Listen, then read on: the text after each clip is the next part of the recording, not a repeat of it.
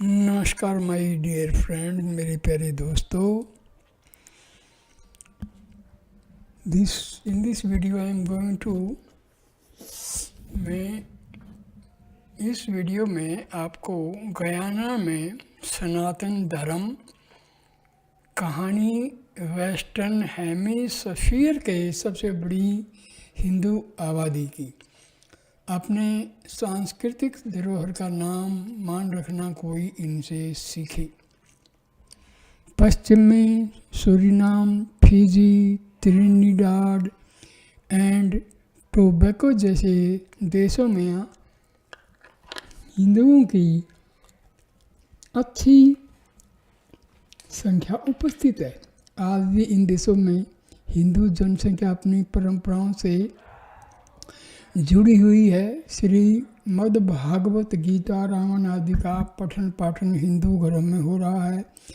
सार्वजनिक मेल मिलाप के लिए रामलीला प्रमुख आयोजन है। आज भी कई देशों में पारंपरिक रूप से 3 दिन तक विवाह की रस्म होती है, जैसे पहले भारत के कई भागों में प्रचलित हुआ करता था। विवाह, भत्तावन और विदाई की रस्म परंपरागत रूप से होती है। पृथ्वी के पश्चिमी गोलार्ध में स्थित गयाना जैसे पश्चिमी देशों में सबसे बड़ी हिंदू जनसंख्या वाला देश है, जहाँ पर हिंदुओं की आबादी 25% है। इस देश में हिंदुओं के आगमन और वर्तमान समय में उनकी स्थिति और समस्याओं के बारे में जानना आवश्यक है। इन हिंदुओं ने बचाए रखा अपना सांस्कृतिक धरोहर। दरअसल सन 1833 में ब्रिटिश सरकार ने अपने साम्राज्य में दास प्रथा को समाप्त करने के लिए कानून बनाया, जिसे स्लेवरी एबॉलिशमेंट एक्ट कहा गया। दास प्रथा की समाप्ति के बाद भी ब्रिटिश व्यापारियों को उपनिवेश में काम करने के लिए मजदूरों की आवश्यकता पड़ती थी। इसलिए परमिट सिस्टम शुरू हुआ, जिसके अंतर्गत लोगों को एक परमिट के माध्यम से दूसरे देशों में जाकर काम करने के लिए भर्ती किया जाता था। एक तरह से ये कॉन्ट्रैक्ट स्लेवरी थी, जहां 5 वर्षों के कॉन्ट्रैक्ट पर मजदूर की भर्ती की जाती थी। अधिकांश मजदूर जो इस कॉन्ट्रैक्ट का हिस्सा बनकर विदेशों में जाते थे, लेकिन वे 5 वर्ष बाद पुनः भारत लौटकर नहीं आते थे। 5 वर्षों की अवधि इतनी लंबी कि मजदूर वहीं पर बस जाते थे। ऐसा नहीं कि सभी लोगों को ब्रिटिश अधिकारियों द्वारा जोर जबरदस्ती से परमिट सिस्टम का भाग बनाया गया था।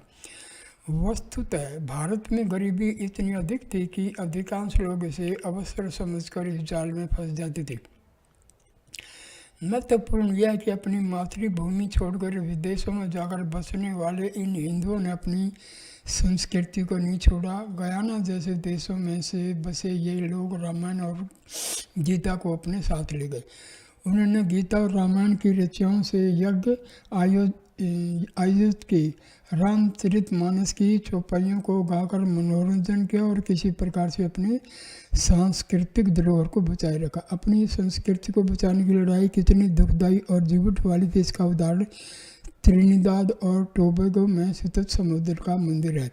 इस मंदिर को समुद्र में इसलिए बनाया गया था क्योंकि स्थानीय प्रशासन ने भूमि पर मंदिर बनाने की अनुमति नहीं दी थी। कितने दुर्भाग्य की बात।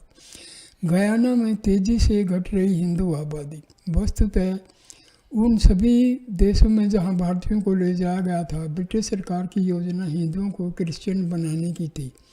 ब्रिटिश सरकार ने एक फार्म से दूसरे फार्म तक मजदूरों की आवाजाही न उसके इसे सुनिश्चित करने का प्रयास की। किसी प्रकार रविवार के दिन हिंदुओं ने न मिलना जुलना शुरू किया और अपनी हिंदू पहचान को जीवित रखने के लिए यज्ञ का आयोजन किया, किंतु उस समय यज्ञ के लिए पर्याप्त संसाधन भी मौजूद नहीं हुआ करते थे। हालांकि अब गयाना में कई बड़े हिंदू मंदिर हैं और यज्ञों का आयोजन भी बड़े स्तर पर हो रहा है। यज्ञ के अतिरिक्त रामलीला का आयोजन और भजन कीर्तन भी हिंदुओं द्वारा अपनी संस्कृति की सुरक्षा के लिए प्रयोग किया गया।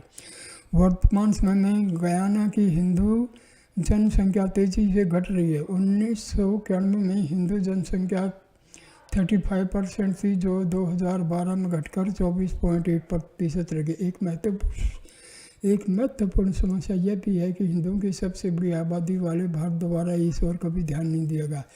व्यक्तिगत स्तर पर कई प्रधानमंत्रियों ने प्रयास किए हैं, जिनमें वर्तमान प्रधानमंत्री नरेंद्र मोदी का नाम प्रमुख, किंतु ये प्रकाश केवल प्रधानमंत्री द्वारा ही किए गए हैं। इन देशों में कार्य कर रहे राजदूत यदि स्वयं प्रयास करें तो स्थिति में काफ़ी बदलाव देखने को मिल सकता है।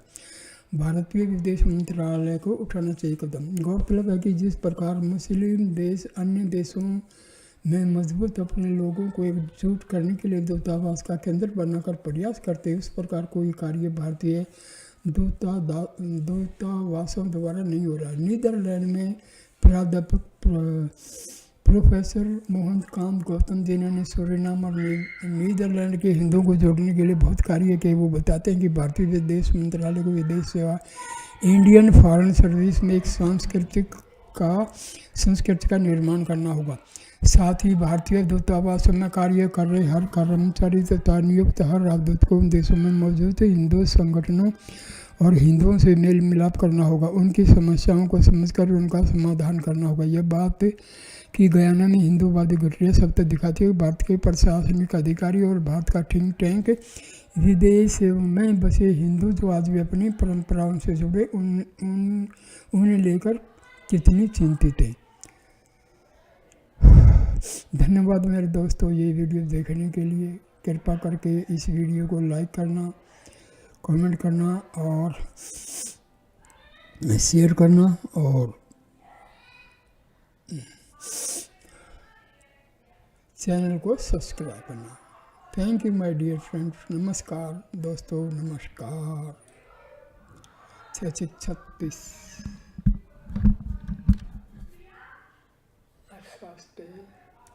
अरे क्या